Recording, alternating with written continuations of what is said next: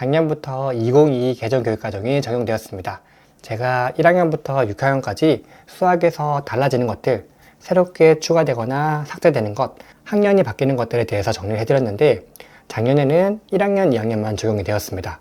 올해는 3학년, 4학년, 내년에는 5학년, 6학년이니 올해 3, 4학년 부분만 따로 편집해서 업로드하도록 하겠습니다. 이어서 3, 4학년입니다.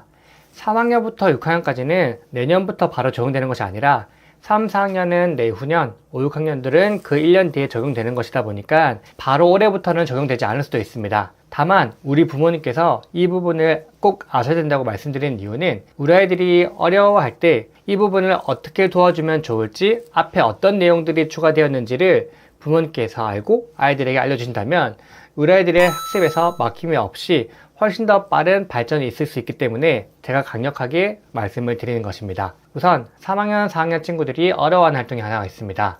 바로 작도 활동입니다. 현재 3, 4학년 친구들은 다 이 활동을 했습니다. 그림 보시면 아마 알 거예요. 각도기와 함께 몇 도를 그려보면 자를 이용해서 1단계, 2단계, 3단계로 각도를 그렸습니다. 이 부분 어렵다고 해서 우선 삭제를 시켰습니다. 배우는 친구들은 나는 이 어려운 내용을 해냈다 라고 자신감을 가지고, 아직 2학년 친구들은 나는 이제 안 배우게 되는구나, 나중에 학년 올라가면 내가 직접 한번 도전해봐야지, 이렇게 받아들여 주시면 될 것 같습니다. 두 번째로 복잡한 평면 도형 이동을 삭제시켰습니다. 4학년 교육과정에 보면 평면 도형을 뒤집고 밀고 돌리는 활동이 있습니다.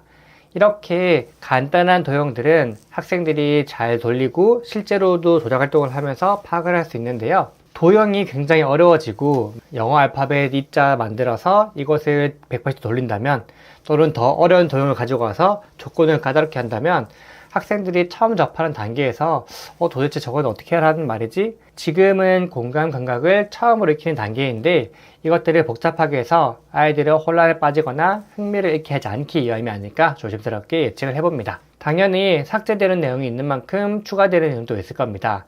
다만 추가되는 내용이 조금 어려울 수도 있겠지만 이 목적을 분명히 하시면 좋습니다. 5학년, 6학년 그리고 중학교 때 학생들이 수학적으로 어려웠던 내용을 어떻게 하면 조금 쉽게 받아들일 수 있게 할까? 그렇다면 좀 2학년 때 그와 관련된 기본 개념을 알려주면 좋겠다.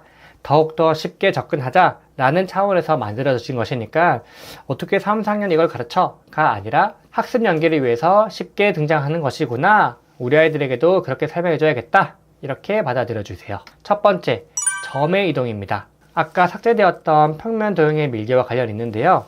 예를 들어서 그림을 하나 그려보도록 하겠습니다. 지금 같은 경우에는 이렇게 삼각형이 있으면 이 삼각형을 90도 돌려보시오 하면 각각을 한꺼번에 돌렸었는데요.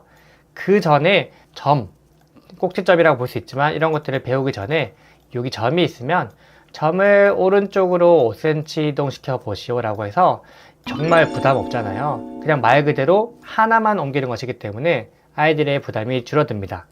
그리고 나서 아이들이 익숙해지면 점의 이동이 자연스러워지면 이제 점 2개, 점 3개를 이동시킨 다음에 연결시키면 결국 이것이 평면 도형의 이동이 되기 때문에 더 간단한 것부터 배우게 됩니다. 두 번째, 등호와 동치 관계입니다. 이 부분이 살짝 어려울 수도 있다고 보는데 저는 3, 4학년에서도 굉장히 중요하다고 봅니다. 고학년, 특히 중학교 가더라도 굉장히 어려워하는 것이 바로 동치 관계인데요.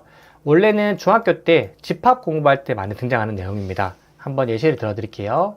등호는 는이잖아요. 동치 관계는 이 는을 기준으로 왼쪽과 오른쪽의 항이 같다라는 것을 말하는 겁니다.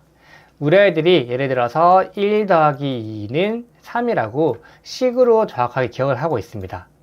그런데 학년이 올라가면서 둘레나 넓이를 구하게 되면서 예를 들어서 네모 더하기 5는 8이라고 했을 때 막연하게 네모를 구하기 위해서는 8 빼기 5를 하는 친구들이 많아요. 기본적으로 수학 시간에 선생님들께서 설명을 해주시긴 하지만 정확하게 별도의 차시로 가르쳐주는 수업은 없습니다. 그러다 보니까 아이들이 이 더하기 5, 즉 네모를 구하기 위해서는 어떻게 변형을 해야 결국에는 동치 관계가 되는지 이런 것들을 파악하는데 어려움을 겪는 친구들이 굉장히 많았습니다. 학년이 올라갈수록 식이 복잡해지고 계산해야 될 것이 많아지다 보니까 아이들이 혼란스러워하는데 아예 그 이전부터 3, 4학년 때 쉬운 단계부터 적용을 시켜서 고학년의 내용, 앞으로 중학교의 집합 내용 이런 것까지 자연스럽게 연계를 위함이라고 보시면 되겠습니다. 우리 아이들이 정말 이 동치관계 파악하는 것이 어렵기 때문에 3, 4학년에서 한번 유심히 지켜봐 주시면 되겠습니다.